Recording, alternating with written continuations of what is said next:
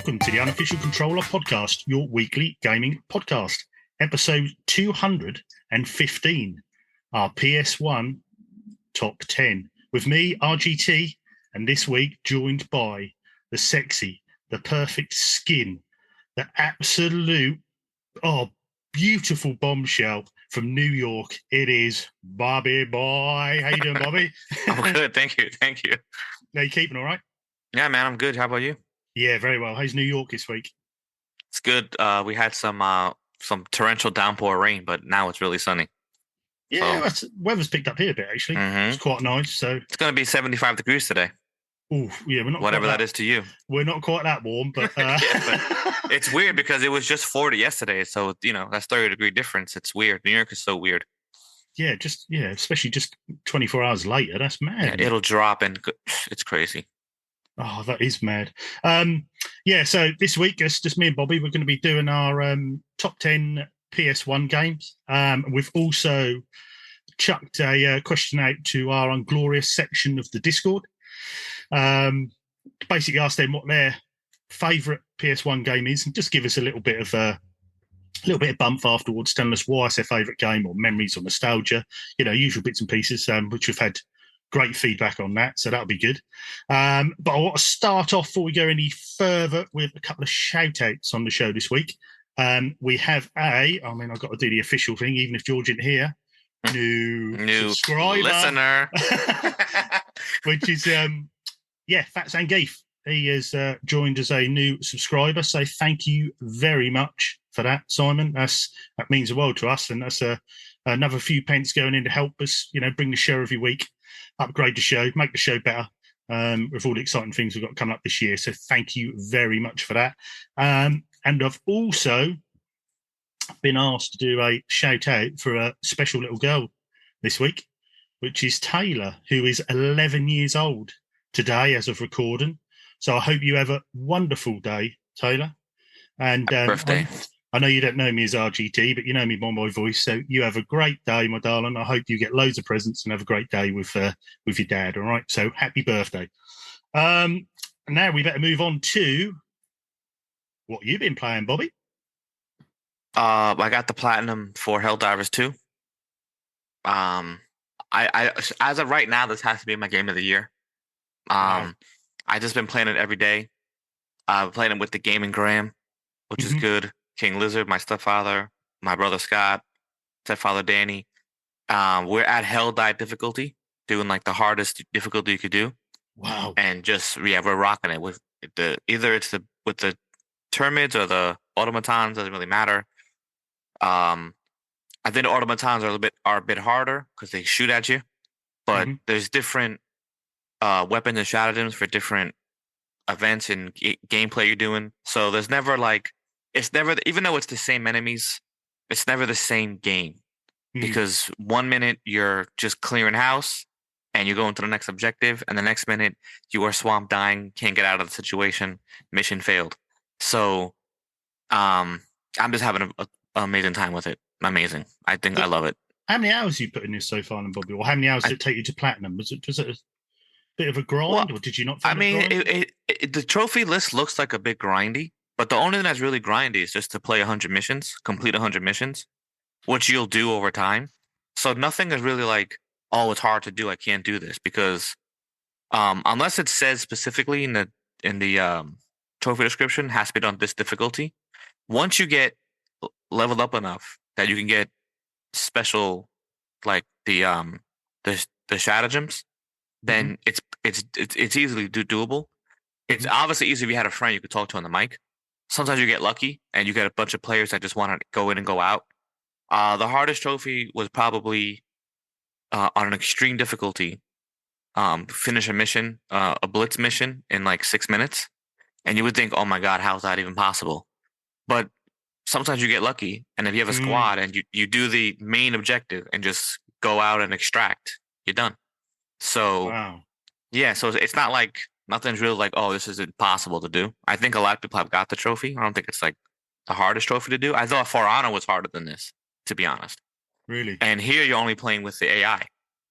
So, like, there's no stress level. Like, you're not worried about people messaging you being stupid or whatever. Everyone does their thing. Sometimes you get some people who are really good, sometimes you get people who are really bad. And then if they're not doing what you want to do, you could just leave the game. Mm. You don't have to continue the game. There's a bunch of other people playing. So yeah, I think I played like 150 hours overall. Mm. How long you had it? So You haven't had it that long, so you've obviously yeah, been I've stacking a been lot I've of been time going in. in there every day doing something, a couple hours here and there, whoever's on at certain Mm. times. Yeah, so it's not bad. I mean, I really love it.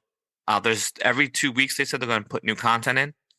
That's So good. like, yeah, so I'm not going to just delete it. I'm going to keep it going as long as my friends are playing. I'll still play with them. Mm. That was going to be my Um, next question. Even though you've got the platinum, will you carry on playing? Is it a novelty game that's good at first, but you get a bit bored, or do you think there's longevity in this game? no, there's definitely longevity because the east and west coast of the map from Super Earth, the east is the bugs and the west is the robots. The north Okay. and south are empty. So I'm according to lore, I never played the original Helldivers. But there's also other enemies in there. There's like cyborgs and some kind of other alien threat. So I'm sure they're gonna put them in the game eventually. Hmm. I don't think over time would have been maybe too much to do. I don't think the Arrowhead even expected older people to play this game and how popular it really got. Mm. So over time, I know they're gonna add more and more stuff. Every 2 weeks, they're gonna add stuff to the War Bond to get new weapons, new armor, new tactics. So I don't. So right now, like I'm not bored of it, even though, like I said, it's the same enemies. Mm. It's just how they spawn, how they come out, how other people's adapt, and how they play. You get used to it. So Mm. that's what's unique. Plus, on the mic with your friends is always great. But even Mm. if you don't have a mic with your friends, you don't have to actually speak to them to communicate. You can point and click what you're going to do. And if you really don't know and you're just nervous not to die in someone else's game, like my golden rule, just follow the leader. Mm. If he wants to go left, go with him. Probably, Support him best probably a you good can, way. Yeah, probably a good way to That's it. learn Yeah. as Then well. and if you get samples with them, great. Protect the samples. Mm. I have a word. I think I started something with the gaming gram and my boy Marlon. When we're playing on the higher difficulties, there's this pink sample. It's like an ultra sample, whatever it's called, ultra. There's regular samples, then there's like rares, and then there's like ultra rares, which are pink. In order to upgrade the stratagem or your ship module to the highest upgrade, you need the pinks. Mhm. Now, if you have the pinks and you die, and I'm not near you, and I reinforce you in, we have to go back to your dead body to get the samples. So Oh, we made a rule okay. of thumb: if you get the pink samples, we don't care how you find them. We're happy for you. You need to run to the extraction and just Mhm. drop the samples at the extraction. Good So idea. this way, if you die, we don't have to worry about finding your body and everything, and among the chaos that can happen. Mm. So when we're going to finish the mission, you have to go to extraction anyway. The samples are there, That's a good idea. so That's it's good. like, That's good as well that you're thinking a strategy plan outside of the game for when you're in yeah, the game as well. So there's obviously, and I think it's good as well. I mean, that we all know Sony, they didn't expect this to be the hit it was going to be. But that's good that the devs are supporting this now and doing yeah. bi-weekly updates and give you more reason to stay in the game. So it's not even an expensive game, is it? Which No, is it's like 40 bucks. Well, the best 40 bucks I spent like mm, in a long time for a game that I'm actually like really, really enjoying. mm, Um, and even like you may have your stratagems, your favorite weapons, your favorite armor, and then you watch somebody else play, and you're like, why are you bringing that?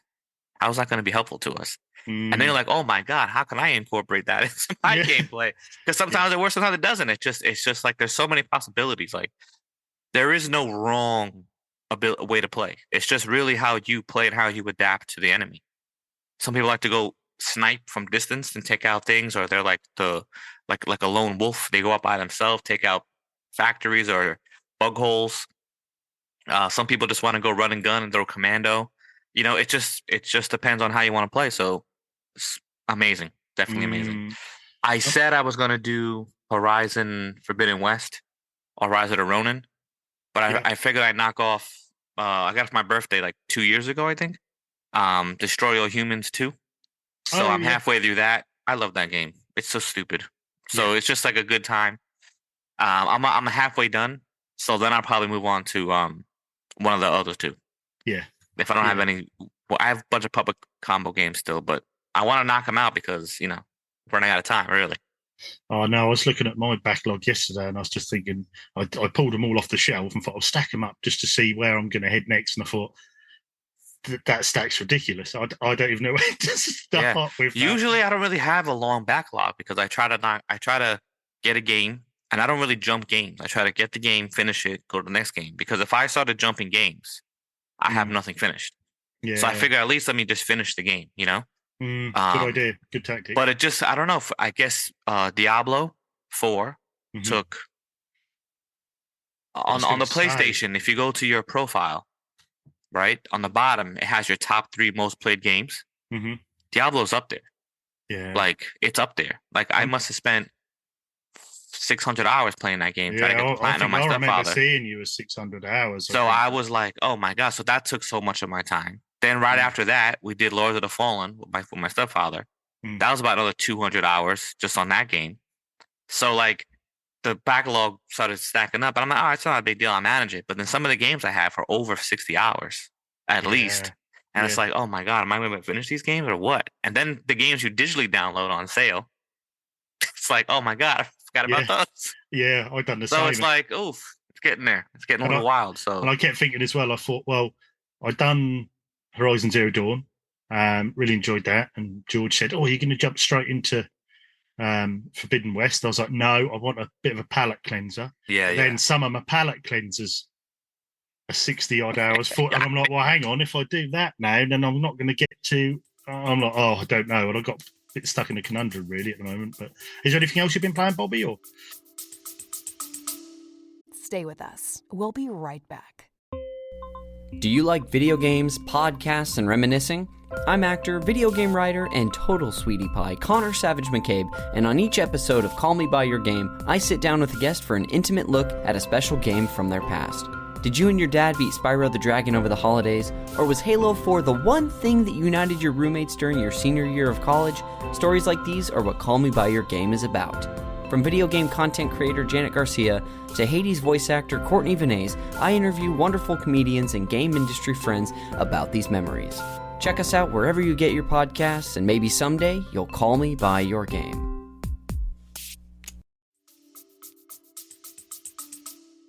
No, that's it. Just Helldivers 2 and now Destroy All Humans 2.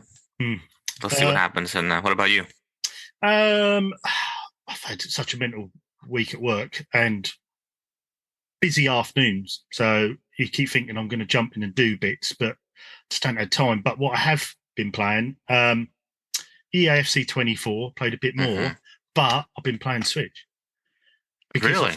Because if I get home and I've got an hour and a half, or I'm doing a job, or I'm popping out, or I'm nipping, I quickly just grab it off because I'm automatically in the game.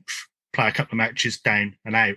So I've been playing the Switch version just for the ease of it. Same account or a different account? No, you can't cross save on. So I started a separate career on there. But I did send a little video clip to Bald Border, who, as everyone knows, is my best mate, and I sent him a clip. My first or second league game, League 2. I hit a shot from 35 yards, top corner off the bar and in, and I was like, "Get out of here! This is how you start a season." So I've been enjoying that. That's great. Getting my youth coaches in, been enjoying that. I played a little bit. I saw on my friends on PlayStation, Ginge, subscriber to the show, good lad for the Discord. He's been playing, or he platinumed a game called Mystic Pillars, which I think was. Oh yeah, I heard about that. Yeah, so I thought I'll have a go at that. So that was actually just last night, as of recording. I downloaded and played that, which is like a puzzle game with these pillars, and you have a certain amount of gems, and you can only get rid of the gems in the amount of spaces you move, if that makes sense. It makes more sense when you play.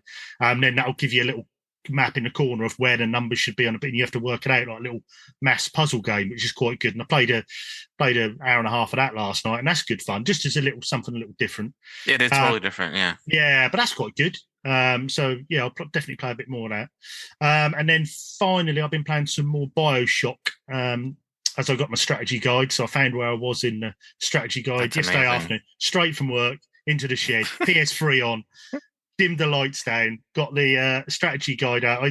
I'm so bad. I've even got one of those, you get those book holders that you use in kitchens to keep your recipes. Oh, you have to. I've got It's a one of must. them on a little table in front of me. Sit back. I had a couple of cans of cider yesterday playing Bioshock, so I put a couple more hours in that. Oh, loving that. That's perfect. I'm loving that. You completely forget you're on a PS3. I love the aesthetic and Yeah. No, some PS3 games really, really hold up well. I've noticed no issues with frame rate or nothing. It runs smooth as silk, so I'm really enjoying that.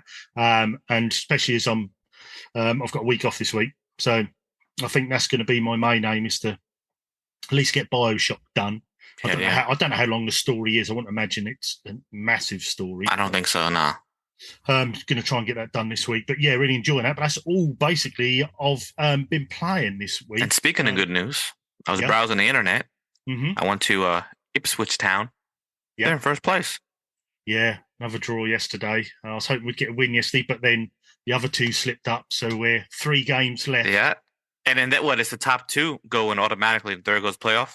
Yeah, top 2 go through. But I think where obviously there's fans listening of all different clubs, but I think where we were in League One last year, we come straight up pretty much with the same team. We haven't made many signings. And we've gone straight up to the top. Great. And also Leeds, Southampton, Leicester all come down with parachute payments from the Premier League. So we're competing with teams that had 60, 70 million parachute payments from the Premier League. So we're it's impressive. Because of course, the biggest thing in America now is Wrexham because the TV show is so popular and everything else. So when I saw that they got promoted, I said, wait a minute, let me Google Ipswich Town. Let's see where we're at. There you go, bam. Because Manchester United fans, I'm a Manchester United fan. We're not doing too hot. No, and as you'll know, I know we're going a bit off piste here, but we were talking EAFC, so I think it fits in. But I think, as you know, it's about how your club is run. If you've got good people behind the scenes, the rest will follow. So you need to start from the top and work down. And I mean, I won't mention names. We were run by a guy. I used to go and watch matches. We got relegated to League One. I'd go and watch on a Tuesday night in the rain in front of 8,000 fans to a dismal team and awful. And then we had these American guys come in from pension fund, just redone the whole club, tidied the club all up, new buildings, redone the stands. It's just a completely different place. Now you can't get a ticket. Sell out nearly 30,000. And now trying to improve the size of the ground. So, and we haven't changed the team that much. We've got a good young manager in who actually come from Man United.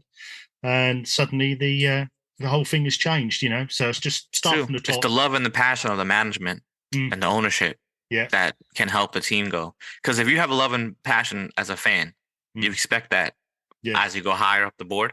Yeah. And if you don't have it there, what do you expect is going to happen? Like, am I going to not follow my team? It's your team. That's it.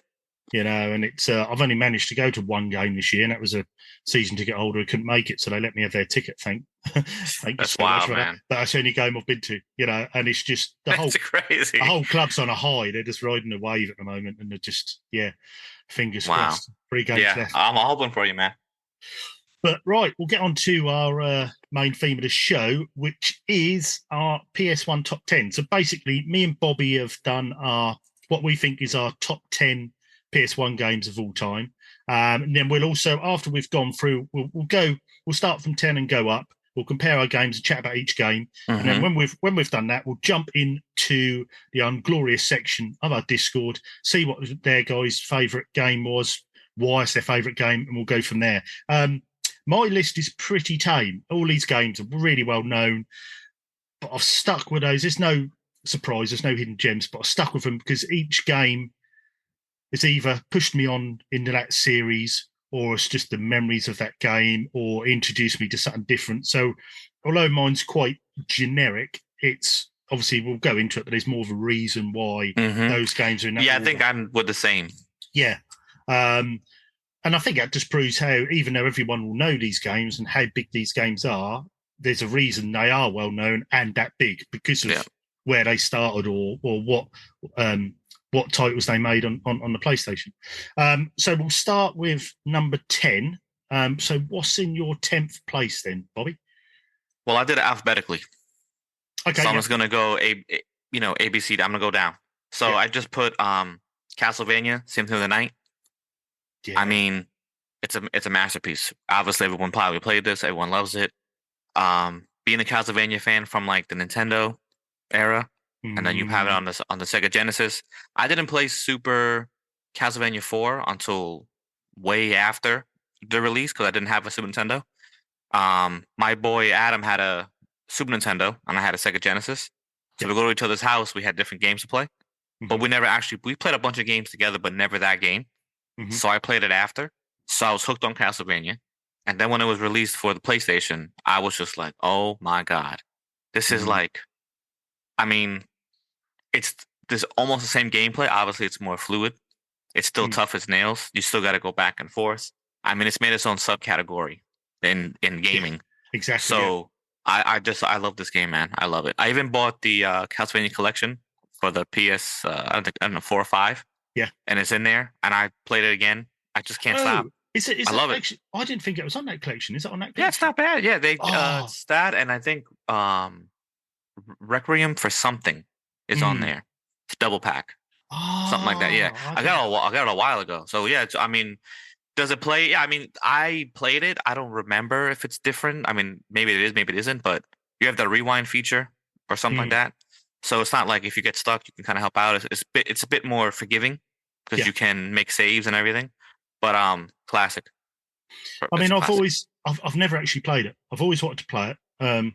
But every year, I always say, right, this year I'm going to get Symphony of the Night for the PS1. I'm going to get Symphony of the Night, and then you'll go to a convention or you'll go to a game shop where you'll see it and you think that's gone up another $100. You know, this game is expensive now. Yeah, it is. I actually have a copy. It's like my original copy from when I was a kid. I have it, which is amazing. Brilliant. Yeah. Oh, that's even better when that's the original copy as well, not just one you've replaced. Yeah. But yeah, I might have to get that PS5. It's not bad. I don't think it's that much money on the no, that's thing. worth. It's not. Yeah, it's 2 games. It's not bad. Because obviously my brother-in-law spoke about him, RPG Chef Sam off of Discord. Really big into, you know, he's played all the big RPGs, Final Fantasies, Castlevanias, you know, massive gamer in the day and still is. But he always said to me, "Oh, you've got to play Symphony of the Night. You've got to play Symphony of the Night." But now I know it's on that PS5. I'm definitely making a note of that, and I'm going to be I'm going to be on Amazon after this. But it's really good. Yeah, and I think also with that game, everyone was 3D, weren't they?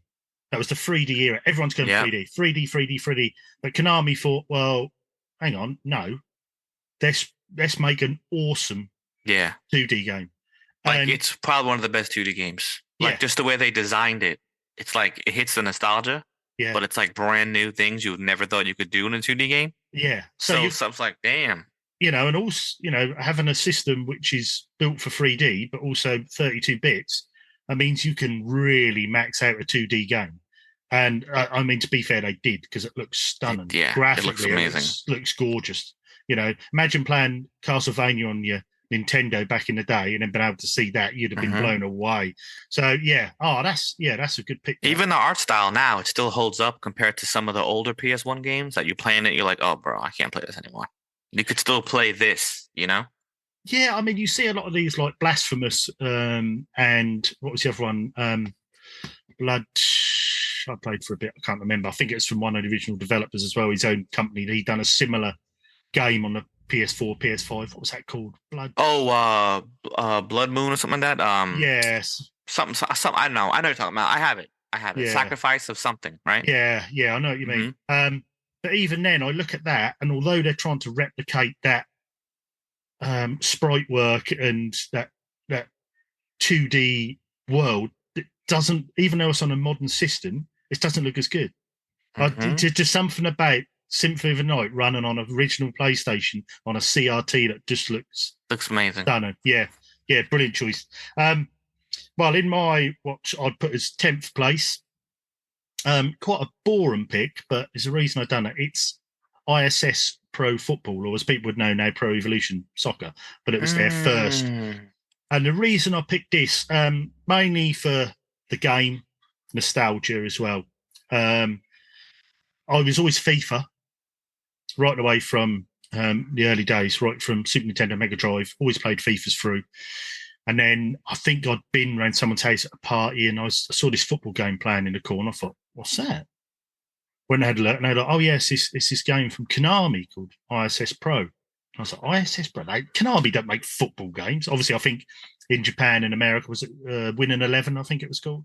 Yeah, it was Winning 11, and it became Pro Evolution something. Yeah. I love this franchise. Yeah. Well, not now, but... And I was watching it thinking, actually, they can make a game. So anyway, I picked it up. Me and Board had got on this, and we put hundreds of hours. Even though it wasn't licensed, we would spend hours when we first got it customizing the league. So you kit designing? Oh my God, I loved it. And you'd start the Master League, and then you'd change Man Red to Manchester United, Man Blue to Manchester, Merseyside Red to Merseyside Red. Yeah, change all the players' names, and we put hours of this. Do you know what we even done once? Right, we maximised this game out. I still remember this. This is hilarious. It was a summer's day. We had all the windows up. We used to share a house. CRT, PlayStation set up, and he was like, "Right, I've had an idea. We'll get some beers, right? Typical early 20s. We'll get some beers. Now let's max every player out, because 99 on everything. Max every player out, and then we'll play a full 90-minute match to see how many goals we can score." And I think we got to about 60th minute, and it was like 149-3 or something. And they were like, "Yeah, we're a bit bored now. Should we just go down the pub?" But it's just memories like that, and the hours. And then I followed then the whole evolution of them, but followed Pro Evo right up until I got a PS4, and for some unknown reason, they launched on PS3 and PS2, not PS4. So they had a year gap. So I bought a FIFA game, and the rest is history. I then moved over back to FIFA. But yeah, just so many good memories of that game. And they, for some reason, for a company like Konami to make a football game, which still sounds strange today, they absolutely nailed it. They really did. The gameplay's superb, you know. Yeah. And it's smooth, it's crisp. It's brilliant. You can play tactically, you change your formations. What we used to do, because in Master League, you used to have a set budget to start with. So we used to go straight out, buy Roberto Carlos and put him straight up front, because he could just smash a ball in. And then as we started winning games, we'd earn more money. We'd build the tee up. We'd move him back through the ranks to left back. But we used to put him straight up front, because 30 yards, smash it in the net. That's the best, man. Oh, great memories of that game. And yeah, it's a shame it's gone the way it's gone nowadays, really, because I know it's a shame. It really is. But yeah. So what's your next game then, Bobby? Then I went down to Diablo. So my boy Adam had this on the PC, and I was like, I'd never seen a game. I mean, you had top-down games growing up, but I've never seen something like this. It was dark. The first one, yeah. Yeah. Okay. He was playing with on a PC, so I'm not really used to PCs.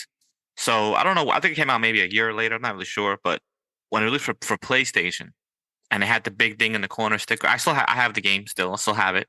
It's like 2-player mode. I'm like, 2-player mode? Oh my God. So you play with your friend? Yeah, you can't go anywhere. You have to stay within a certain area because it's a PS1 game. But I mean, you could pick up loot and kill people together, and it's like, oh my God, it was just amazing. This got me into the franchise hardcore. So I played this with my boy Adam, obviously, who thought PC was better, and can't compare PC to PlayStation. But for what they did for a console port, I thought it was great. And then me and my boy Alex played this. We never got a sequel because Diablo 2 never came to a console that I'm aware of. I know it's just a PC game. Oh, really? I didn't know until that. it was I think 2 years ago when they re-released it as remastered for Xbox and PlayStation 4. Mm-hmm. But never had a sequel, so I played that. It was tough as nails. 3 was on obviously all the systems, so was 4. But something about Diablo 1, like, it just seemed, obviously it's fantasy. I mean, you're fighting the devil, but the armor and the weapons wasn't so like far-fetched, kind of fit like the mood. So do you think was it the first time you played like an isometric game? I take it was still isometric back then. Yeah, so not the first time I've played isometric game. They had a few I played before, but like this, just like, it was dark, it was moody, the music was great, the creatures were great, and then you can make it as hard as easy as you want. You could just change difficulty as you get higher. You could level up, find weapons. And that's not as in depth as it is now, but I mean, for what it was back then, I thought it was amazing. And I suppose also it's going to CD systems like we were then. we were then really starting to see games with a lot more depth and hours. So that was another big surprise. So, I mean, you're probably playing Diablo, where as if you'd have played a platformer on your Super Nintendo, you'd have played for probably 3-4 hours, completed it. Whereas in Diablo, you could, and that's, there was that lure of that as well, where you can just keep playing and going. Keep going, and how high can you go? Yeah, pretty much. Yeah, that's a great choice. 'Cause I think that's fairly collectible as well now. I think, isn't it? Oh, it's expensive, man. Yeah, I think that's. I think because all the Diablos came out, people like want it for their collection, so try to go get it back. It's expensive now, man. Yeah, I remember looking a little while ago and thinking, wow, I think it was around about when. What was the one you played 600 hours? Was that 4? Was that Diablo? Yeah, 4. Yeah. Yeah, so I think when you get that new game out, it tends to spike people. It does. Yeah. For the old ones. Yeah, great choice. I've put in at number 9. It's a game I didn't actually complete, but absolutely scared the wits out of me. And I'd probably say this scared me more than Rez, which is Silent Hill. Oh, yeah. And I remember playing this and just thinking at the time, it was another masterstroke by him, because obviously what was your biggest weakness of the PS1 was your draw distance. So what do? You make a horror game, you put fog over it so you can't see the draw. Yep. And absolute masterstroke, because there's 2 games I always remember for setting atmospheres in games. Now you can have the upgrade graphics, you can have your 3D, you can do bits of it. Everything seems wonderful and brilliant at the time, but you have to get the atmosphere right. And there's 2 games I always look back on that do that, and that's Silent Hill and Super Metroid. Super Metroid. Oh, yeah. That game is way ahead of its time for atmosphere. You get sort of the echo and the water drips and the music. It really lures you into an alien planet. And I think this is what Silent Hill done. It lured you into an empty town. You're going down that road and into the town and all the fog, and you just don't know what you're going to find behind the doors. And it just, I don't know what it is. Even to this day, I still find it creepy. Even with, you look back now and, if I show my daughter this game, she's going to go, God, what, they made that on a calculator? But it's still, and it's to do with that atmosphere, and that's what I found with Silent Hill. I never finished it. I think Border, I can't remember if he finished it or not, but he got a lot further in than me, and I used to watch him play. But yeah, I just thought, again, that was, and yeah, because that's Konami as well, isn't it? Yeah, Konami, yeah. Another Konami game, and they were killing it back then. Yeah, and it just seems that whatever genre, whatever game they made, they pushed it to the limits they knew. And I just think Silent Hill was that. That was sort of one of the earliest occasions of playing a horror movie. Yeah, that's one of my favorite horror games on the PlayStation for sure. Yeah, brilliant. Yeah, so that was. And then I was a teenager when it came out, so I didn't really get all. It's very deep. If you go into it, it's a very deep game, and why he's going through this stuff, and why his wife's missing and all other stuff. It gets pretty. Not his wife, his daughter Cheryl. It's pretty deep. Definitely. So as if you were an adult playing that game, you get a lot of the undertone that they were trying to do. Yeah. Or I didn't really get it. Now I get it. But like playing it for the first time, and I remember in the beginning of the game, no spoilers for a 30-year-old game, but or a 20-year-old game, whatever came out. I remember you had to run away from these like creatures into a fence, and it's like a dead end. There's nowhere to go. Yeah. And you're getting like attacked, and then you die. Oh. I'm like, what the hell is going on? I thought, and then all of a sudden there's like another scene, had all the FMV videos, and I was like, wow, we survived. Where are we now? Yeah. It was I was shocked, bro. That air raid siren still freaks me out to this day. Yeah, definitely. That's like they were just trying things different. Do you know what I mean? They're just trying things different. Let's just see what we can do here. You never. And then you had that stupid radio that you can have. It'll help you hear enemies. I'd rather not have the radio on at all because it makes it more creepy. It does. Yeah, there's something here. Let's turn it off. Run away. Oh, that was horrible. Or you'd hear them. Classic. They really done a great work with sound as well. You'd hear a noise and think, yeah, what is that? What is that? Yeah. And also the cool part was like you were just a regular average Joe. Yeah. It wasn't like you were a combat expert and it was just like a regular dude with a baseball bat and a gun that he sucked at aiming with, and that's what I'd be in real life, Good luck getting a headshot in that game. Yeah, exactly. So what you got next then, Bobby? I got Medal of Honor because when I first played this game, it was like playing Saving Private Ryan. I was in shock.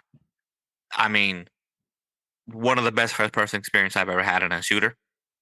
I just thought they got the story right, the way they made the music.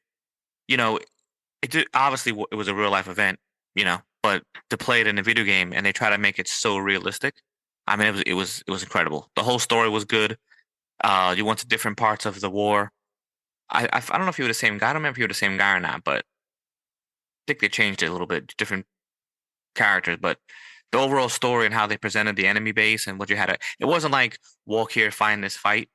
There was so much more to it than just a typical like a Wolfenstein type of game. This was like there was a story and a heart behind it, which I'll never forget. Like that first experience landing on the beach at the video game was just crazy. So was that first person as well? Was it First person? Yeah. Yeah. Do you know I've never played a Medal of Honor game? I've got loads of them. I've never played them. Oh yeah, I mean I played this one and I think on PS2 it's called Rising Sun, and it had the split screen multiplayer. Oh, So cool. I got really good at it because I would like see who's on what on the little screen in the corner and know where they were. But like, yeah, but Medal of Honor was always be up there for me because I just never seen anything like this. I was not a big first person shooter guy, but I had to get this game. So I'm happy I did because it's amazing. So is that the D-Day landings where you start? Yeah, because I remember I think I saw a YouTube video a few months ago and they were doing most impactful starts to games, and that was one of them. Yeah, this is huge. I was like, wow. I mean, it's like Saving Private Ryan all over again. Just watching that, like you watch the movie, you play this, you're like, oh my god, it's amazing what they did. Yeah, that's brilliant. My next one, which is number 8 on my list, is Metal Gear Solid. I'd never heard of. I didn't realize at the time there was actually, Metal Gear before this. I didn't realize. I thought this was the first of the game. Same again, Konami. Unbelievably, I didn't think of this when I made the list, but yeah, Konami. And similar to what you were saying, it was like a nastier spy thing, like a James Bond, but done, grimy and a bit gritty and espionage and getting behind enemy lines. But the same again, it was that sort of top-down isometric view. It was the sound effects. I can still hear them now when an enemy sees you and the exclamation mark goes above the head. It was the seeing where the cameras were moving. You had to get. It was a whole different thought process to a game. We'd had different spy games, but never to this level. You can't just go in blasting your gun. You have to work your way in. And then when your radio or I can't remember what they called it, used to go off and they'd go blip blip, and then and they'd talk to you as well. And obviously the franchise, with Kojima, the franchise went on and they done some brilliant things with, later games with your controller and different bits and pieces. But it's the same again. They were really pushing the boundaries, and I'd never played anything like this before. You're into a new system of 3D, but I'd never played it. It was just a whole new world of, like I say, espionage. That's the first ever stealth game I played. Yeah. The boss battles were incredible. Yeah, it was just, and a lot of these games, we've gone through our list here. There's hundreds of top PS1 games, but you look back and think, how did they do that then? Nowadays, we're almost saying the systems are underused. But back then, we were saying, how did they put all that on this disc? On this, incredible. Yeah, so that was what I'd say number 8 was Metal Gear Solid. It's on my list also. So was Silent Hill. So we have 2 the same. Oh, but they even knew that young boys would be perverted. Looking at what's her name? I forgot her name. I think it was Cheryl too, right? I think so. Yeah, or Sybil, something like that. Maybe I'm not remember Cheryl. But if you looked at her too long on her butt, she would get mad until you stopped looking at my butt. Yeah, she would say it right there. Hilarious. So much in, didn't they? And then if you had any Konami games in your memory card, Psycho Mantis would read them out to you. Yeah. You played X amount of hours of Castlevania or something like that, whatever they programmed to say. Yeah. And then changing the chord from the PS1 to the from the controller 1 to controller 2 to beat him, it just blew my mind, bro. I was so shocked at how this game was done. So it's just an amazing game. There's a guy on YouTube, I can't remember his name. If I remember, I'll put it in the Discord, but he does like short videos. That's all Metal Gear Solid. And he always says, did you know in Metal Gear Solid? And he comes up all these things that no one knew that you could do. Yeah, no, it's incredible. That is mad. The stuff they put in that game. They put in there. I remember like the battle, like each boss was different too. It wasn't like you had the same kind of boss battle. They were all unique. So like when you would fight Sniper Wolf, you had to like go between whether it was like boxes to get up to her. She flashed a gun at you. She'd be in a different position. Now you had to reset yourself again. I mean, it was intense, man. Revolver Ocelot. I'd never forget these things. It's amazing, man. But that was like that, with the dramatic music and the boss battles. It was like oh my god, yeah. You really felt like you're playing movies. Then it's just on my phone. Brilliant. I have the radio for the text message. Oh, the blip blip. On my yeah. Oh, that's brilliant. I love this game. Oh, that's brilliant. What you got next then, Bobby? Then I got Medieval. So yeah. I mean, what people wouldn't probably have it on their list at all, but I remember I was at the computer game store with my little sister, my little brother, getting something, whatever, and then she saw this, and I was like, it looks like a kid game, so I didn't want to get it because I already had Spyro and everything else, and I'm like, it just looks interesting. Let me just get it, whatever. So I bought it. I played it with my little sister, Katie, and we just played it like all the time together, and it was like stupid humor. And this guy was supposed to be like one of the like best knights in the Galamir, and he runs out charging, and he gets the first one to get killed. So he gets an arrow in the eye, so he's dead. And it's like, oh my god, it's like if Tim Burton mind game, like it's very similar to his style and everything. That's sort of Tim Burton cross Monty Python. 100%. That's a perfect way to describe this game. So just playing this game with her and the memories I had, and then obviously now it was re-released as a remake, so I played that game, hit the memories back. I even played it resurrected because that was also free for the premium PlayStation Plus. Yeah. So it's like if they made this again, I'd play it again. I just love it. Just the memories, I guess, of playing it with her and experiencing all the stupid things happening in this town. And sometimes I got a bit lost. I wasn't exactly sure what to do. Yeah. Because sometimes people just skip over the cutscenes. You really can't in this game because then you don't know what you're supposed to go get. They don't exactly tell you. So it's like better to listen to the, and it's also funny when you do things, like the humor is great. So yeah, Medieval's up there for me, man. Because they've done, obviously it's PS1, and they've done a resurrected version of the PSP, I believe. And then they've done the PS4 remake, the remake, which I understand is almost like for like. They've done a great job. Really good job, man. Good graphics, but also kept the essence of the original gaming, which is great feature. Yeah, that's why most younger generation, they played it and they're like, oh, the camera sucks. Well, the camera sucked in the original one too, bro. Yeah. That was the point. Yeah. That's what it was about. They wanted to keep the essence of that. And then nostalgia. Like all the sword fighting was just like just smash X and he's just wiggling the sword. You know what I mean? Like it's just hilarious. Brilliant. Yeah, I did enjoy that game, Medieval. That was a brilliant game. Next on my list, I've got the original Resident Evil. I was terrible at this game. Still am terrible at this game. I'm terrible at tank controls. I played it for a few hours.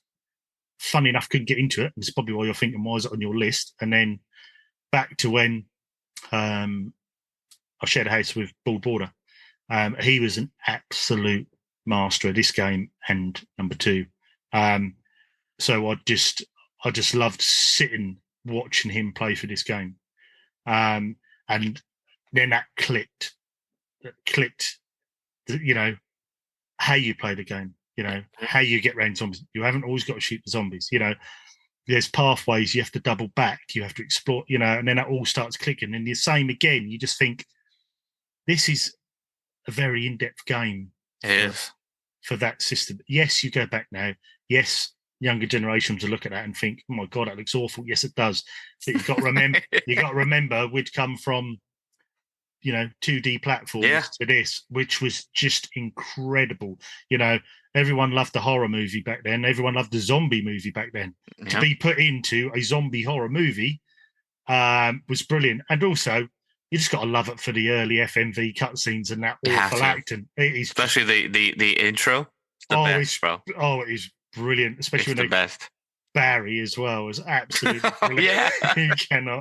You cannot beat that. But yeah, Resident Evil for me, just for same again, there was that Silent Hill, Resident Evil, which is the best horror game, but also it just made them max out how good the games were at that time. They were starting a whole new genre of gaming, which was the survival horror genre. Yeah. But yeah, absolutely loved Res Evil. That's also on my list.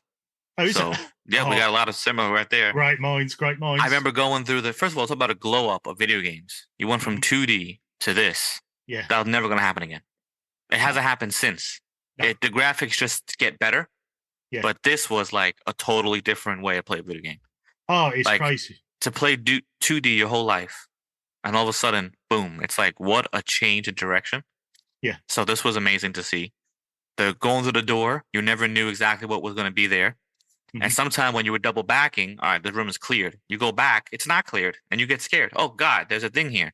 Yeah. The way the camera was set, because it's placed camera, to make it scarier. I remember running through the hallway and the friggin' doldrum through the window, almost had a heart attack. I mean, there's so many things in this game that was so creepy about it.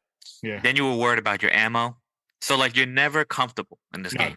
No, it was and then so it's well like, done. Oh, I got so far. I gotta get to a save room because I don't want to lose all the stuff I just did. With and your it's ink ribbons. Where's the save room now? You can't remember where the save room is, and then you're being attacked by other enemies.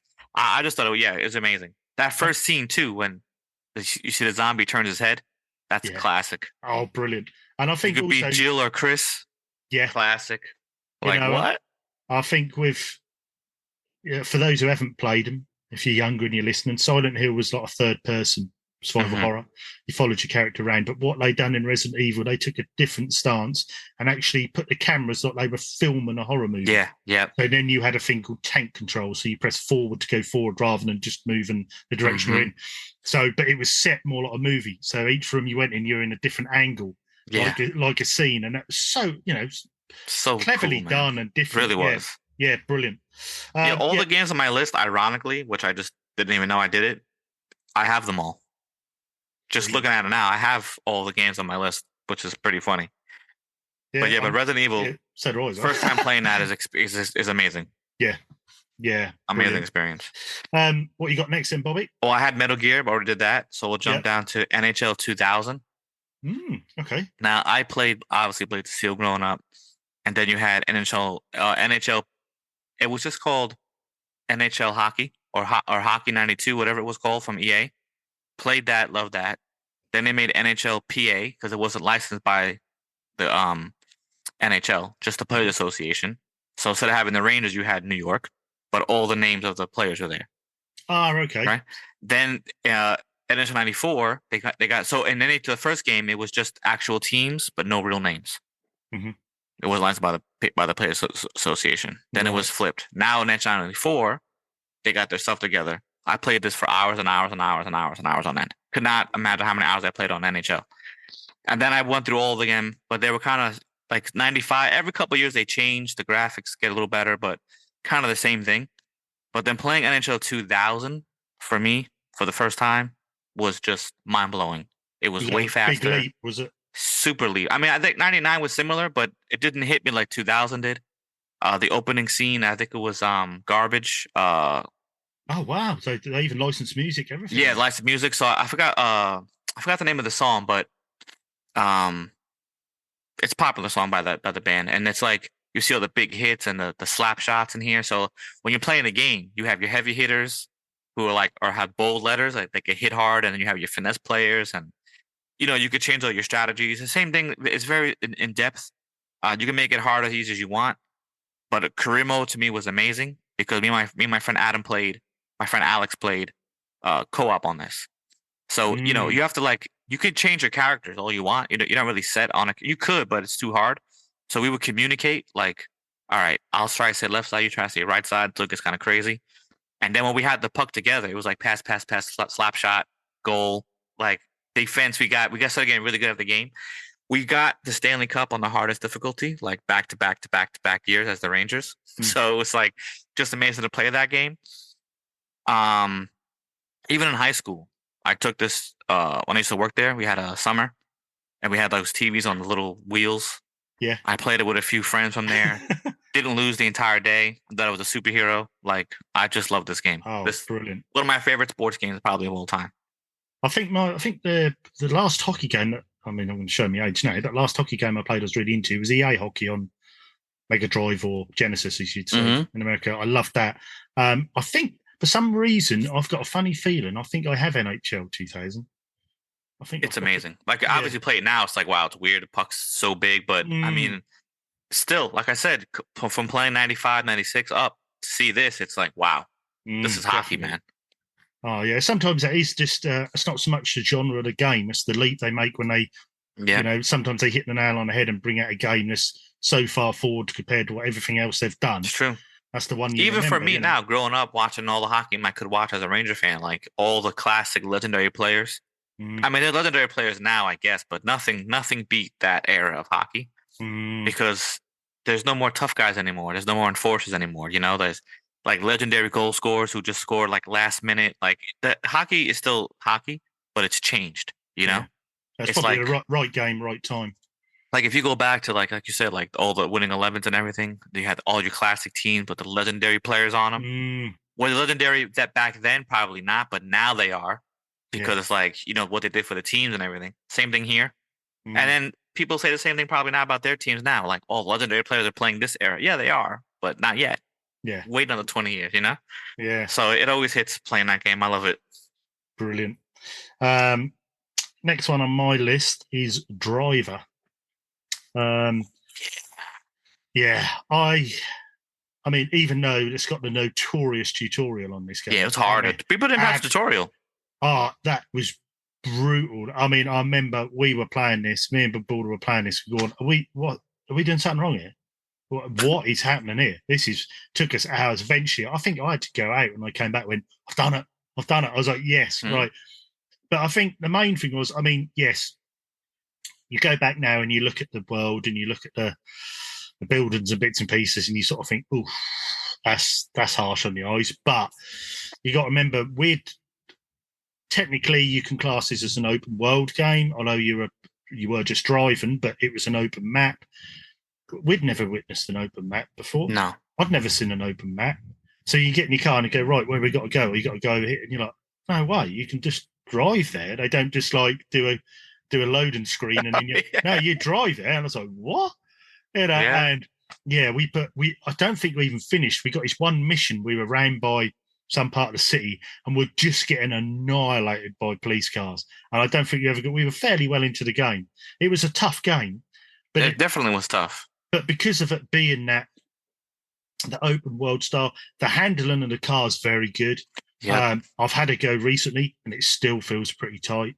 Obviously, it's obviously not no iRacing or Gran Turismo, but it's for an arcade game in an open world. It still plays really well. But yeah, it was just that. I think that was that novelty of the open world, that sort of crime-ridden sort of era, and you being like a noir style type. And you being this sort of driver, top driver. It was really good. Same again. It was the first of a sort of generation that it's inspired so many other games after that. I just absolutely loved this game, and this got me into. I was always into driving games, but more like TOCA touring car racing or Formula One. This got me more into that arcade style, and then you suddenly thought, hang on, you can have an arcade style driving game with a story. It was impressive during it. Yeah, it was really different. So yeah, that was my. I remember some of the tutorial missions in here were just as hard as getting licenses in Gran Turismo. Oh, easy. Oh, I mean, that was brutal. Like, you want me to do what now? I have to not only hit the mark at this miles per hour. I have to spin my car around to go through this area. Like, my God, bro. I think you had a slalom, a 180, you had a 360, you had a burner. But also, don't forget, if you failed on that, you had to do them all again. You had to do them all in one run. Yeah. You couldn't just fail one. You had all of them. Yeah. Young people today would have a go on that for 10 minutes and be like, nope. Oh, I'm out. 100%. Like, I'd rather just do it my own way and fail and learn than to do this tutorial again. But the silly thing is, once you've done the tutorial and you played the game, you're actually so good at driving the car to start with because you've just been hammering the tutorial for 3 hours trying to get through it. They definitely try to prepare you for this game, for sure. Yeah, but yeah, brilliant. That was my number 6 was Driver. So what you got next then, Bobby? I got Parasite Eve 2.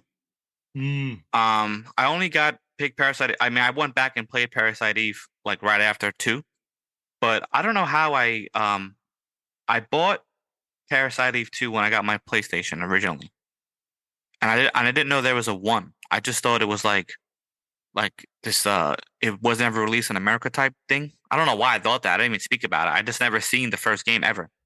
So I bought the second game. You know, internet was kind of like new, so it wasn't like I Googled it. I didn't even care about it. I thought it was like similar to like the Goonies 2 on Nintendo. Like the Goonies 2 was not the sequel to the movie, which I thought as a kid. No, the Goonies was never released in America. So we just got 2. Same thing here. I thought about it. But it was a different type of survival horror game because of the gameplay and how they did it. But the story was also unique. And instead of fighting zombies, it was like these like creatures who were like parasites trying to always get to you. Story's kind of in depth. Wasn't as scary as, you know, Resident Evil or Silent Hill at all. So just the unique experience of that. And I played it with my boy Alex, like over like, I don't know, 3 weekends in a row, just playing this game, trying to get through it. Because it was so interesting how they done it that when I went back to the first game, I was also surprised. And it's like same character, same girl. You see her evolve from the first game to the second game. There's this whole big story happening. But the music was pretty good. It was very much like a Japanese style game that was just popular here. Because you know, sometimes the Japanese games they go wild. And it's like, oh my God, what's happening? It's so over the top. It's amazing.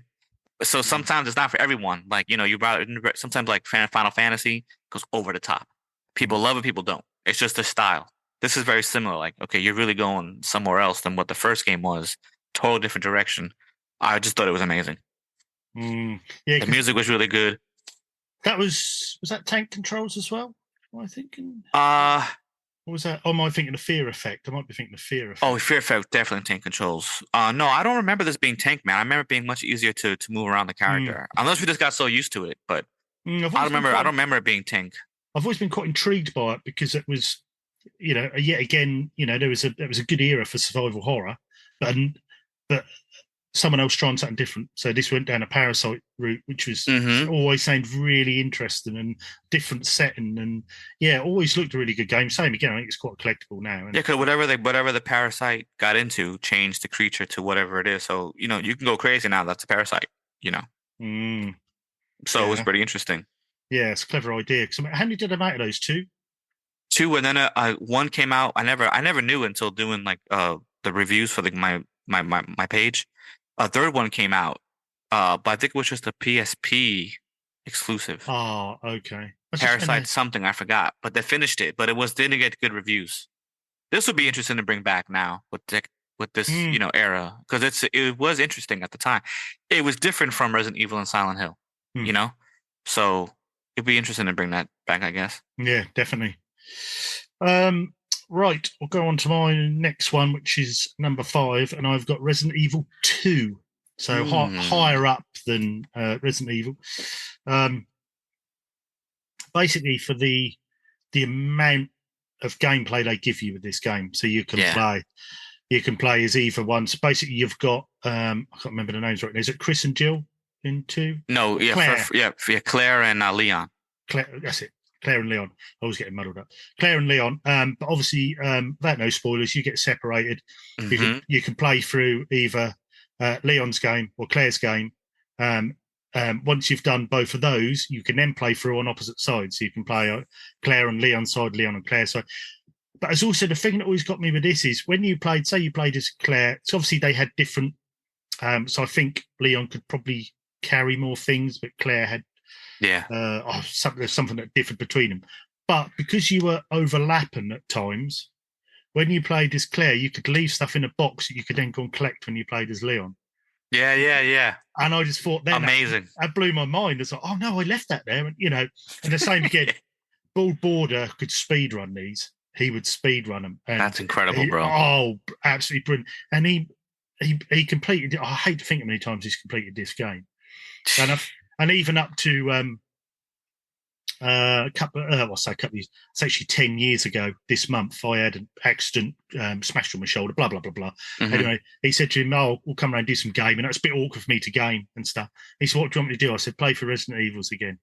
So we wired back at his Get command outta every day here. for a couple of hours. I'd sit and watch him play because I couldn't really play. And he still knew where things were, knew where That's the amazing, herbs bro. were. He knew where his ink ribbons were, brilliant to watch. Absolute master at that game. But yeah, just for not trying to rinse and repeat, they took Resident Evil and they even made it bigger, even expanded it even way more. bigger. The city, the police. First of all, that police headquarters was amazing. I just What cranked was in there? Yeah, It was crazy. I just cranked everything up to 10. I made it scarier. They Yeah. made the music better. They made the atmosphere better. They made the game bigger. They added more things in. Brilliant. So yeah, that's why that's right in the middle of my list, number 5, and that's Resident Evil 2. What you got next then, Bobby? Well, I had Silent Hill, but did that already. So my Yeah. last game on my list was Tomb Raider, because I think everyone played Tomb Raider at some point in their life. This was the first game. My friend Alex had it, so when I bought my system, I bought it. So I loved it. I have all 3 of them, the original PlayStation release. First time ever experiencing this in my life. Like, first of all, the way obviously Lara Croft, the character, and then you could lock the maid and the servant in the the room, the storage room, whatever it is. Like, they've added that Easter egg in the new one. Yeah, it's a stupid thing you could do like that. But I mean, because I thought it was like kind of realistic. I didn't know that it was going to go to like the supernatural element. Kind of shocked me a little bit. But her whole backstory, nothing held your hand, so you had to just explore, try to find things yourself. I thought combat was pretty good. I thought how the character can like traverse the world was pretty good. Because sometimes you don't know, you're stuck in an area. Well, how am I going to get out of here? There's nothing really, you try jumping on a ledge, climb across, jump across. Like the jumping, the climbing, the exploring, I thought was really well done. When you did have to do combat, the 2 pistol was just amazing. Never ran out of bullets. Go crazy. I love Tomb Raider, man. I thought Tomb Raider was great. Even the new ones that they remade, I have all those. I thought they were good. But now I'm just like, because Uncharted was just so popular. Yeah. It's almost like everything Tomb Raider wanted to do, Uncharted kind of like did it. So like now where are you with Tomb Raider now? Like you're gonna revamp it again. So it's kind of like this franchise now is kind of in a weird state. But playing it for the first time on the PlayStation was like the most unique experience of a game. All the games I played, nothing was like this. No, This and I mean, was when they done the remasters recently, I saw a few reviews from younger people who hadn't played the originals and saying, these controls are awful, these controls, this is, blah, blah, blah, the jumping's terrible. But you got to remember, when this game was made, you can't just follow another game. This has never been done before. Never, yeah. This is the first time it's been done. So hence they do feel clunky now, but back in the day, this was game changer. This was, no one had ever done this exploration or, I know it's technically classed as linear, but it's open. You climb where you want, you go where you want. And these are all times they were just testing the boundaries really of what could actually be done. Brilliant game, brilliant series. I know they faded off and had a few stinkers, but obviously they went on to doing the last 3 games they did, which I really enjoyed. Me too. Can't take nothing away from the original. It was another one that just started this whole new genre really, and you wouldn't have such games like you say as Uncharted or the Indiana Jones coming out. I probably wouldn't even thought. Yeah, it's true. They started to realise people love those sort of exploring games, and almost like a Christmas family movie, aren't they? The Indiana Jones feel. It's true. Yeah. You're exploring, don't know what you're going to find, but yeah, brilliant, great choice.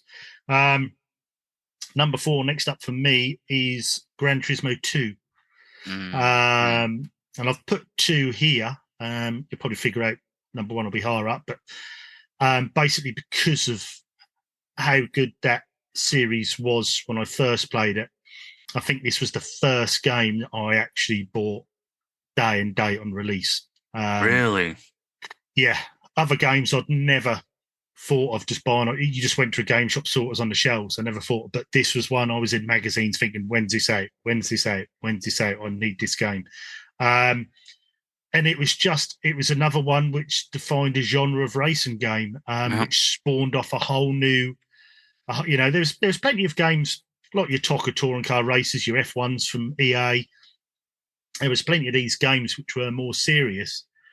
But this mixed the two. So if you've never played a Gran Turismo game, you start off with 10,000 credits. You buy yourself a car.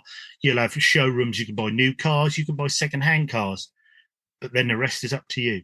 Yeah. You can save your money up, win these clubman races, Sunday Cups. You can then put big turbos on. You could do your suspension, but in a serious race environment. It's not like a Need for Speed. You're in a it is serious. It mixes the both, and just hours and hours of fun. And even though you have to grind in these games to get the money, it's never boring, because you'll save up and then you think, oh, do I put brakes and suspension on? Or do I go and dump this massive turbo on this little car? And then it's completely undrivable and you have to try races to get your But just great fun. Just took from the first one and just ran with it and loved it. Was this the game where if you get enough I think money, credits, or license, whatever, you can unlock the F1 that's playable and everything? I believe it is, yeah. Because if this is it, then this ruined the game for me. Because I can drive almost anything in this. Like me and my friend, we played this for hours and hours. And I got so good at it. I had all the cars. I was just turning on a dime, slowing down, hitting the drifting on the edges. Then I unlocked the F1 car. Like, oh, these are a little harder. F1 turns on a dime. F1 is like driving like a Grand Theft Auto car. You just turning and diving and everything. When we had to go, and then not this particular F1 wasn't available in every race mode. So when I went back to go drive the other cars again, terrible, bro. Yeah. I wish I never unlocked that F1. Yeah. Because I wish it just, but that's how in depth the game is and how serious they take the skills of the driver in your car. Yeah, exactly. Yeah. So your list is done now, is it? Mm-hmm. Right. So I'll go next on my list. Number 3 was Tony Hawk's 2. Now, same again. Me and Bill Border, Tony Hawk's 1. We played to death. Amazing soundtrack. Skateboard game done right. Had that arcade element, but had the tricks that people knew in them. Had great goals, great stats, great way of upgrading your skateboarder, and you could follow through the levels. Brilliant. But I've put number 2 on for the reason they added manual. So you could then manual between tricks and keep the combos going to get your high scores, which is obviously the first one missed that. But, I found a lot of good music and bands and singles through this game series. Yes, later games faded away. We all know Tony Hawk's 5 was a complete disaster. But they've done some spin-offs, which I enjoyed, underground bits and pieces. But I think Tony Hawk's 2 for me is that first game that really, they got the manual in, they'd tested the water with 1 and then thought, right, yes, we can push on with this now. Let's see what we can do. Love the settings, love the levels, love the challenges. Every level you always thought, I never can do that. I can't get all them. I can't get that. But you keep practicing. And it gives you, because there's so many things to do in each level, it gives you a reason to keep practice. Keep getting there. And then you get that sense of reward when you collect all the skate symbols. Right, we've got to collect videotapes. So that one's up there. And you'd have to sit and work it out for about an hour. How do we get up there? Skate up that bit, skate up that bit.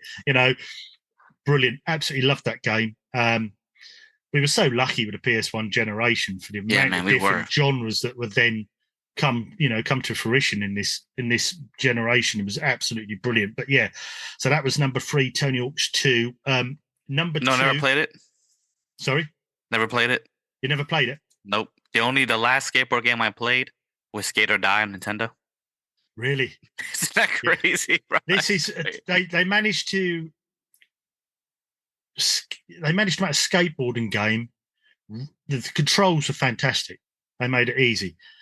X, your ollie, triangle, your grind, and then you can add your tricks as you go. At first, you think, "Oh, that's hard to do that," but before you know it, you get into it, and you're just doing these incredible combo tricks. Such good fun. And I mean, they brought that back with when they done the remake. So when they done the remake, Tony Hawk's 1, 2 on the PS4, I bought the collector's edition.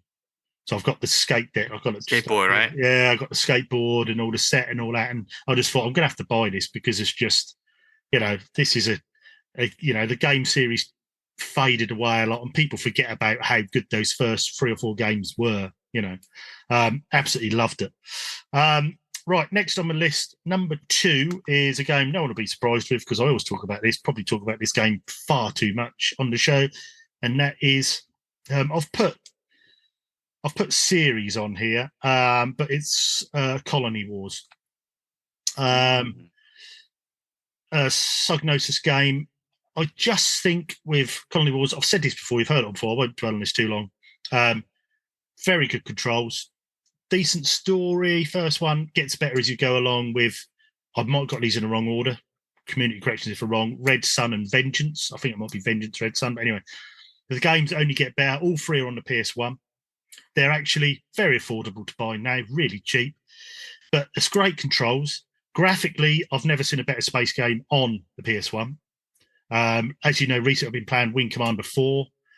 That's brilliant with the FMV cutscenes, very good. And I've always said, if these two combined, so you had the gameplay of Colony Wars on the Wing Commander 4 FMV, it'd be an amazing game because the Wing Commander 4 actual gameplay is a bit, but this still looks brilliant for the time. Very easy on the eye today. I know it's space, we've got a black screen with stars in it. It looks really good. Even the old 3D polygons, all looks really good. It's a good story. It's tough. It's one of the earliest games I knew of multiple endings. Depending on how you play this, your ending is different. That's cool. And that's not all endings are good. You might end up with a terrible ending. So you might have played all this game and gone, oh, well, that weren't worth it. But it's clever, it's clever for the time. Yeah. And like I say, you can pick all 3 of these up really cheap. And I just think if you're into space games and never heard of this, and you've got a PS1, jump on Colony Wars. So good. And finally, my number 1. No surprise, this is my favourite PS1 game of all time, and that is the original Gran Turismo. I know we've gone over this with 2, so I'll be brief. But at the time, my girlfriend at the time, I'd had an operation. She said, you're off work for a few weeks. I'll buy you a present. She bought me a PlayStation 1, and packed in, I had Cool Borders and Gran Turismo. Now, I played Cool Borders to death on there, got really good at that game, which I've managed to lose over the years. I'm terrible at it now, but played that to death. And then I just thought this Gran Turismo game, I'd never heard of it. I thought this game's probably just some third-party racing game. I'd never got into Ridge Racer. I didn't like Ridge Racer. I thought this is going to be... And then for some reason, one day, I just put this game in and thought, ooh, that startup's a bit impressive. Yeah, where's this come from? And then you get the feeder music and all the bands, and I was like, "Whoa, hold on!" And that was it. Although I did get had on this game, and I'm sure it was this game. Same again, community corrections if I'm wrong. I couldn't 100% it. I went 100%, but hundreds of hours in 100%. But you can't actually 100% this game because No way. they put originally just before release they had a drag race section in. They took the drag race section out, but didn't amend the percentage. Get out of here. So I think you can get to about 96%. And I remember going through my home screen map thinking, what have I missed? I've got every car, I've done every... What have I missed? And that weren't until I read a magazine about 6 months later. It says, oh, yeah, Sony forgot to... or Polyphonic Digital wow. forgot. Yeah. So you can't... That's incredible. Yeah. Yeah, I'm sure it's number 1. I'm sure I'm not wrong in that, but yeah. Yeah, so they'd actually edit that, the drag race, but they didn't amend the percentage on there. Dope. Yeah. So, but yeah, I played that game, done everything on that game. Even the endurance races. Can you remember they'd done endurance races? So in game time, you've done 24 hours, but if you played them normally, they were hours and hours long. Yeah. So I was doing 20 laps at a time and then having a break, got having a drink, come back. Yeah, and just play. And it was like ridiculously long. It took me hours to do just a single race, but I was all on board with it. Nowadays, I'd be like, nah. Yeah, not doing that. Yeah, no. yeah. But then it was just incredible. Brilliant handling. Graphically, I've never seen anything like it. The reflections on the cars, the shape. Oh, yeah. It wasn't a polyed car, a square. They got the essence of the shape of the cars. Yeah, for a PS1 to make it look like they did is incredible what they did. Incredible. Brilliant. And even... I know car sames. Even when you showcase them and you spin the car around and you can look at the details of the car, they nailed it, man. For a race, I'd nip off the garage, I'd polish my car up, change my oil, then go. That's it. Yeah, it was like, that's what. Yeah, it was it's just like awesome. the same thing. Yeah, no, it was ran amazing. really well, really smooth, brilliant game. And we've said this with a few titles on here, but it is one of the games that set a generation off. It did. That. I mean, whole, you're playing what, RC Pro AM or something on Nintendo or whatever, and like I said, you go from 8 to 16-bit to this was just incredible. It's just, and that's the thing too. Like, it's never gonna happen again. Like, no. How good can the games actually be? Where you're like, wow, look at the jump. I mean, yes, like I said, it gets better looking. They could do more things in the game, but the jump from what we played as kids to this, it's just you had to just. I mean, it's kind of sad in a way because like you if you're a newer gamer or you're young, you missed out on this like generation of gaming, which is, it's kind of sad, but I'm happy I was a part of it, bro, because it was an amazing glow up for sure. Yeah, and I think you're right. I mean, you think even if you play PS3 nowadays, game depth and what you can do hasn't changed that much. It just looks a lot better. Mm-hmm. Whereas we went from, like you say, we were playing Mario and Sonic 2D side scrollers, and then we got chucked into Silent Hill. What? Yeah. You're like, what? How is Crash this Bandicoot? What? Yeah. Just crazy, The 3D world was brilliant. Mm-hmm. But that is that's our takes on our favourite games and top tens and bits and pieces. We then, like I said at the start of the show, we chucked this out on our Unglorious chat. If you want to know what the Unglorious chat is, on our Discord, the Unglorious people in there are our subscribers. If you ever felt like subscribing, when you listen to our podcast on your provider of choice, you'll see on there a little bit that says support the show. You can click on there, and we have different tiers as we go up. And it starts from as little as $3 a month. And part of those is you get on one of the tiers, you get drawn into the Unglorious chat, which is more of a private chat, but also means every now and then we'll ask questions, get your responses, read them out in the show. So it gives you that bit more involvement. But this week, obviously, we asked the people what was your favourite PS1 game and why. So I'll start with the first one. Did you want to take in turns on these, Bobby? Yeah, we'll take it. Yeah, that's fine. Yeah. We'll start off with Digital Monkery, brilliant member of the show. If you're in the Discord, you'll know Digital Monkery for his challenges he does and challenge accepted and bits and pieces. But he said Final Fantasy IX. It's so good. It makes me not regret trading in a mega CD and 4 games to buy it. Still one of the most beautiful games I've ever played. I appreciate it. It's over 4 discs. But a PS1 game has no right being that beautiful. Now, I was never really into the Final Fantasy, so I never played it. Yeah, me neither. And I've seen a couple of people recommend this because I think a lot of people always tend to go back to 7, don't they, for the PS1? But it'd be interesting to see where they took this game and graphically done. But yeah, that's Digital Monkery. So who we got up next then, Bobby? It's our very own Bada Bingster. He has Metal Gear Slug X, which Metal Gear Slug is. I mean, Metal Gear Slug, Metal Slug. That's because we're talking. I played all of them. I think they're great. It's like a big boy Contra, kind of like, it's very similar style to that. So he put Metal Slug X. He says that I discovered the game when I went to Italy, and my cousin had a chipped PS1, so I got mine done. And I think I have most incarnations of the game on all the Sony systems. Yeah, I always know he's been a fan of the Metal Slug games. Mm-hmm. I've got a couple of versions on console. I think I've got the original Xbox, PS2, I believe.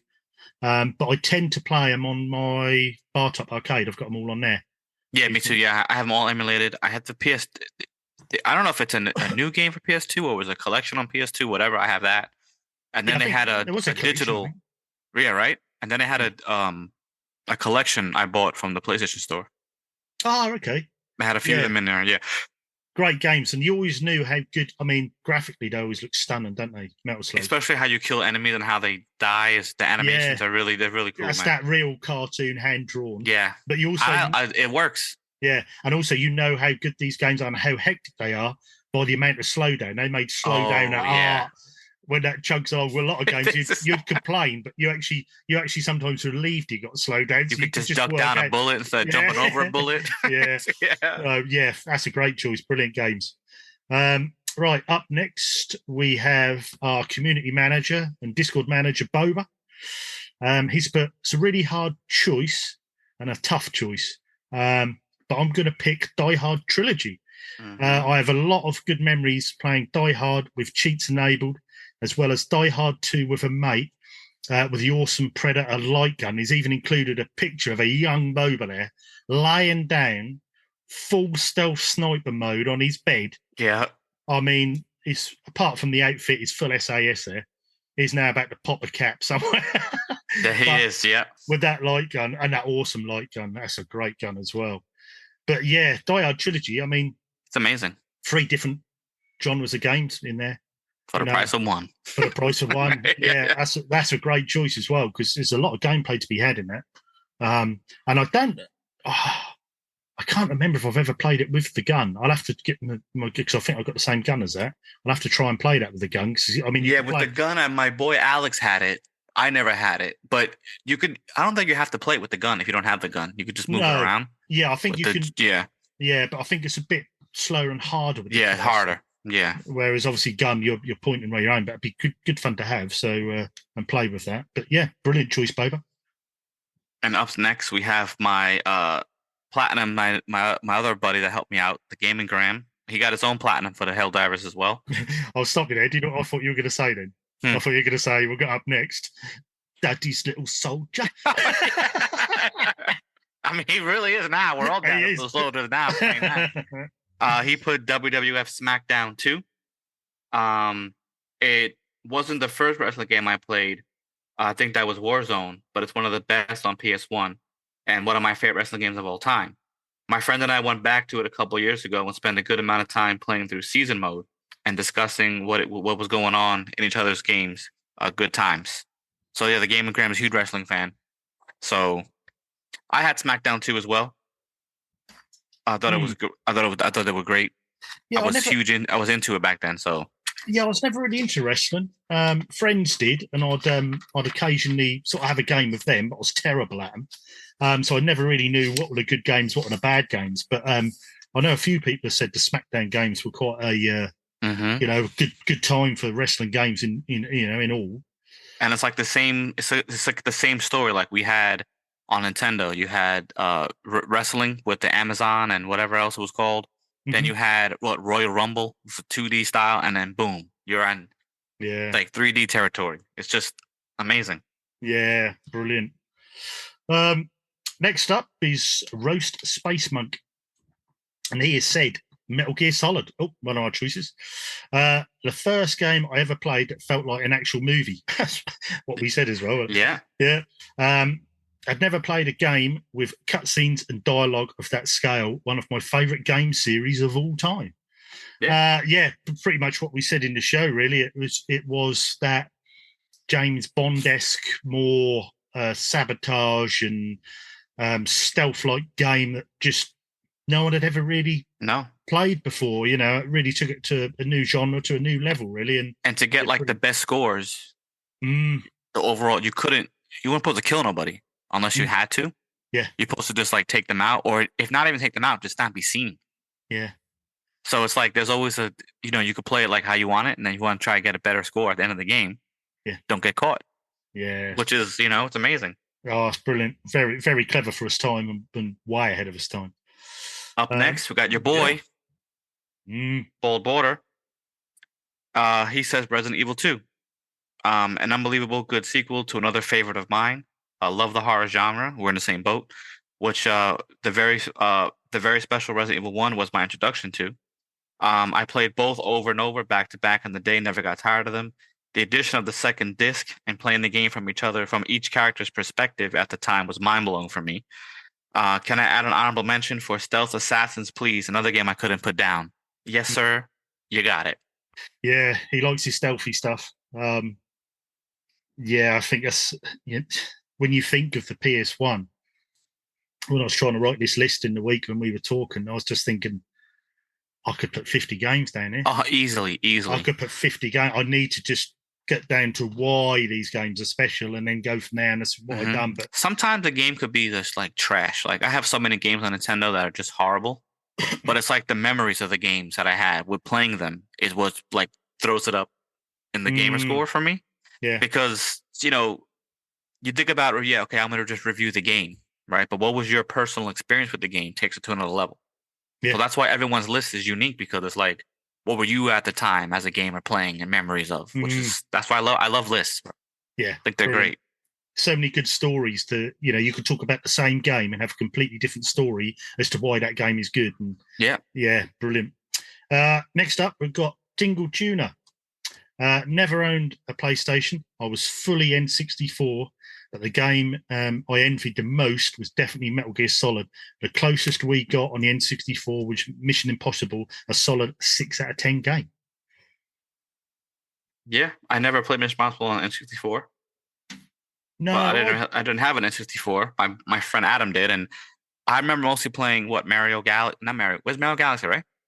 No, Mario 64. 64, right. And then we did obviously GoldenEye. GoldenEye, and then all the wrestling games, the WCW games. That's what I remember on the N64. Yeah, I didn't at the time. I didn't know anyone that had an N64. That wasn't till I had to go on the odd one. Popping into Electronics Boutique or somewhere like that in the UK. They'd have a kiosk set up, and you'd have a go on a few of the games which I really liked. I remember being disappointed with having to go in the shop on Tony Hawk's because they could only play a certain amount of songs because of the amount of cartridge space. Get out of here! Yeah, so you'd have, I don't know. You might have to correct me on this. I can't remember if that was only a snippet of the song would play on a loop, or whether they only had a couple of songs that played because of the storage space on a cartridge. Oh wow! So yeah, I remember playing that. But obviously, when I started collecting 20 years ago, whatever, I picked an N64 up and sort of aimed at the games that you couldn't get on anything else. Yeah, it's true. But yeah, I've never played a Mission Impossible, but it definitely sounds one worth picking up. Who we got next then, Bobby? We got a fellow Ginge. He put Crash Bandicoot 1. First game I ever played and fell in love with. I fell in love with every aspect of the game. The visuals were gorgeous. The music was epic. And most importantly, it was fun. And that's true. As long as it's fun for you, bro, then that's it. Yeah, very true. And then finally, we've got Marathon Gaming, young Scotty. If you haven't checked his channel out, get on YouTube. Marathon Gaming, brilliant channel. He's put Twisted Metal 2 World Tour. But he's also added on for nostalgia for the PS1. It's got to be Laura locking the butler in the fridge. Which, yeah. I mean, the fact that they put that in there, it's just hilarious, bro. Yeah, that's brilliant. Especially because they knew people would do it, so they added a bit of dialogue in. Then you open it's like a real gamer was like, you know what? I would try to do that. Let's put it in the game. And then you open it back up, and he's blue. Absolutely. Oh my god. Absolutely brilliant. But yeah, thanks to everyone for sending in your memories and your PS1 games. It's great to hear what people's favourites were, and if the show's successful and you like this show, we've been thinking of doing a few more, haven't we, Bobby? Maybe a PS2. Oh yeah, definitely. PS3. Maybe Nintendo one. I got a list for everything, so you let me know, man. I'm down. Yeah. So if you like this, let us know in the Discord. If you're not in the Discord, jump across, look us up. I think there's a link on our description on our shows. Mm-hmm. So have a jump in, come say hi. Great family on there. Anything from gaming to our social lives to bits and pieces. There's a bit for everyone on there. Great little community. And also, it leads on to we have a part on there which I've mentioned Digital Monkery does, which is called Challenge Accepted, for which he does a monthly game. And that's normally a high score challenge, or I think we've done one with Mario where you can do laps. And this month, it was what was it on? It was Mario. What was it, Bobby? It was Mario. You had to do. It was on Mario Party, I think, wasn't it? Oh yeah, like a meter distance run or something. Yes. Let me just find. I think Ginge is winning that again. Yeah, I think Ginge has actually got the He's the very record. close to apparently the world record again. Really, is he? I mean, I think the record was like 74 meters or something like that. This guy got 70. Yeah, we're like only halfway through the month as well, which is mental. Mm-hmm. I'm just trying to find a description on there. Sorry, but yeah, it's on. I think it's on a few of the Mario Party games. I believe. I think it's whether it's sort of a sprint. Oh, so apparently he already won. Oh, he's 'Cause already there, is he? He got the max distance, which is 70 meters. No way. 2 weeks left, he killed it. 'Cause This I is know a guy who says, never played this, never played that, never played this, never played that, and wins all the freaking challenges. Oh, I mean, he's an absolute animal at games, isn't he? I mean, I think I was looking yesterday. He's like 570 platinums. Some platinums, yeah. Oh, that is absolute. I mean, he knows how to learn a game quick. Put it that way. I mean, That's for sure. he's normally smashed the top score before I've even had a go. Yep. Here we go. Mario Party. Mario Party. You have to your furthest distance on the Mecha Marathon minigame. It's included on Mario Party Superstars, Mario Party Top 100 3DS, Mario Party 2 N64. So everyone's been trying that. Digital Monkery and Mrs. Digital Monkery even make one-off stickers for the winner, which these are stunning stickers. Yeah. Gaming, on point theme. And they look absolutely stunning. And that's just another little bit which is added on our Discord, which is great fun to join in. I'll do the leaderboard. It's only the week 2 leaderboard, but I think I don't know if Ginge will be beaten. But we've got Ginge on top spot with 70 meters, which is that is right the maximum, isn't it, Bobby? I think. Yeah, it is. Yep. Tingle Tuner's got 62.55. Digital Monkery's got 52.65. Scotty Marathon Gaming's got 49.95. Mrs. Digital Monkery has got 49 dead. Mikey Wrestling's got 45.45. And Blonde Logic Gaming's got 27.52. So just to be interesting for the rest of the month, for someone to see if they can actually get 70 and match Ginge. But yeah, well done, Ginge. You've done it again then. Absolutely brilliant. And like I say, if you want to take part in that, if you want to like join our Unglorious or anything like that, jump on the Discord. And I think what we'll do now, we can do our subscribers list to say thanks to all those guys. So we'll start off with Trestles, New York. Then we got Bada Bingsta. Then we've got Tingle Tuner. Then we got Digital Monkery, which we need to apologise for because we forgot him last week. I don't know how we done that. Oh, really? Yeah, we missed him off last week. You know why we're joking around too much? Well, no, I think what we should do is blame George because he's not here. That's true, yeah. It's just definitely George's fault, and we'll never have that mistake again. You know what George is like? He interrupts. He messes us up. He changes orders, which he does. He does. So, yeah, sorry, Digital Monkery. But if you want to put a complaint in, DM George because that was him. Yeah, my bad, bro. Yeah. So next we've got Rose Space Monk. The Gaming Graham. Then we've got the Resident Evil legend Bald Border, and happy birthday to Taylor again. Hope you have a great day, darling. Then we have our Discord president, Boba. Oh, the legend is Boba. Mm-hmm. I can only picture him now in sniper position on his bed with his 90s duvet set. That's how he takes care of the Discord, same position. Yeah, he weren't just standing up like in an arcade. He was fully laying down, double-handed pistol action. Night mode ready. Yes. Then we've got Marathon Gaming. Then we have Seal Master Elliot. Then we have Ginge. Emma Sharp. Then we've got Harvey Retro. Nowhere Near Berlin. Then we've got Mumsy. Then we have the official RGT fan club. Oh no, that's embarrassing. Then we've got Pete Brocklehurst. The mob neighbor upstairs, Billy Marmite. Then we've got new last week, which was Simon Pryke. And then new this week, Fat Zangief. Yes. So thanks to all those guys. But always remember, show's always free.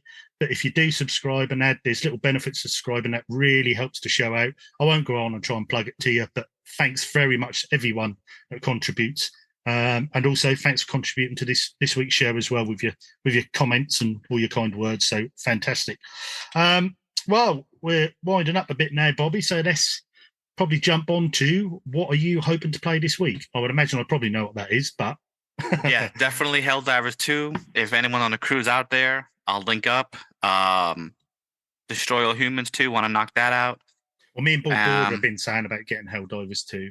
So we I'm might telling have, you, it's we might if have you to guys team play up. together, you guys will Yeah. have a great time. Yeah, we might have to team up with you and get us through. Oh, there. yeah. Listen, I can knock you out with the trophies, no problem. Well, you're Yeah. professional at this point now. We might have to get a team going there. No, it'll be great. It'll be really fun. Destroy Humans 2, knock that out, and then I don't know. I'll pick one of the backlogs. I'll just try to see what I could do. What about you? What I jump back on expeditions. The problem I couldn't hardly play this week is because of lots. I said I was busy at the start of the show, but each mission now is taking me 2 or 3 hours. So Oh wow. yeah, they're tough and they're long. They're brilliant fun, but I need to have an afternoon where I can sit down, bag of cashews, Uninterrupted. Because if you plan your route as well, so if you can save it halfway through, but if I come back onto it, I think, hang on, what am I doing now? Where have I got? You forget. Oh yeah, no, it's annoying. Yeah, so yeah. I need to finish. It's more me rather than the game, but I need to finish it. So I'll play some more of that this week. Some more EAFC, I think, on my Switch. Definitely some more BioShock. Maybe a bit more Mystic Pillars. But yeah, mainly when I aren't doing bits and odd jobs this week, it's going to be in the game shed, I think. Playing random games. I think me and Ball Border have got a night lined up this week. So I think that might be a takeaway. A couple of beverages and a bit of a games night. We were saying we might try and have a light gun night. So I'm going to wow. So yeah, I've got my light guns in a box, set them up so we can play some House of the Dead on the Dreamcast and bits and pieces and have a bit of a light gun night. That'll be dope. Yeah. So I think I'll be doing that. But I think that's pretty much all I'll be playing this week. So yeah, I think we're back there then, aren't we, Bobby? Yeah, that's it. Oh, if anybody didn't see Fallout. Oh yes, you said about this. I killed I binged it. I binged the hell out of it. I thought it was really well done. It's probably one of the best game to TV shows. Yeah, you were saying. I think it's better than Last of Us, in my opinion. Well, I was talking to Mrs. RGT about this last night when we were having our evening meal, and I said, "Oh, Bobby's saying Fallout's really good," and she was like, "Okay," and I said, "Yeah, he said it's better than Last of Us." She's like, "Yeah, what?" I was like, "Yeah, apparently." I really thought I explained to my wife doesn't understand Fallout, so I kind of just gave her like a little bit of the history just so she has somewhat of an idea. They explain that to you later on in the episodes. So if you don't really know about Fallout, it's there for you. So if you don't know about it, it's a really well-made TV show. If you're a fan of the franchise, they hit everything. They have so many Easter eggs. They get everything right. Like, it's a colorful world, but it's also dark. There's humor, there's sadness, there's violence. It's all in there. And for an Amazon Prime TV show, I was blown away by this. I saw a few clips. Yeah, I saw a few clips on YouTube now.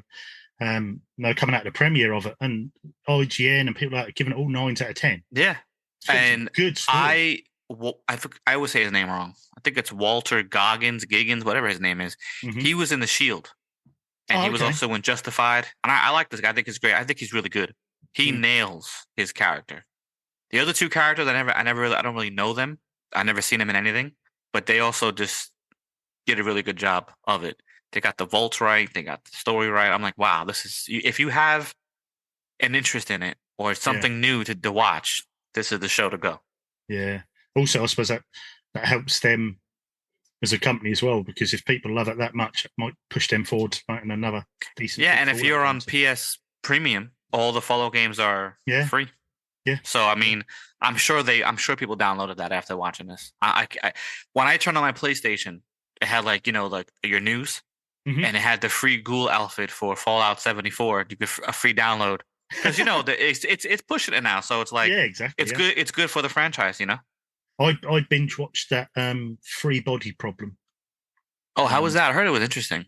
Yeah, it's interesting. It's one of those. It starts off a bit complicated. Where you're thinking, what is going on? But it explains it by like the 4th episode, and then the rest of it is how they're going to deal with it. But it literally ends, and you think there's got to be a second season because nothing is resolved here. And you're just like, there's surely got to be a second season. Don't leave that halfway through. But I know a few people I work with like, oh God, no, sci-fi, bit rubbish, not into my. But me, I really enjoyed it. I thought it was really good. It's on my list, so I'll probably check it out now because we have nothing else to watch after we've been watching. I mean, I expected to watch a couple episodes over like time. Yeah. We watched the first 3. Yeah. Went to bed, And then the next day we had like really no plans. I'm like, you know what? It's only 5 episodes left. Yeah. We just murdered it. Let's do it. Evening. Let's do it. Yeah. That's it. Yeah. Brilliant. Right. Well, on that note, then, just leaves me one more thing to say, which is don't worry if you're given the unofficial controller. It's what you do with it that counts. Cheers, Bobby. Peace.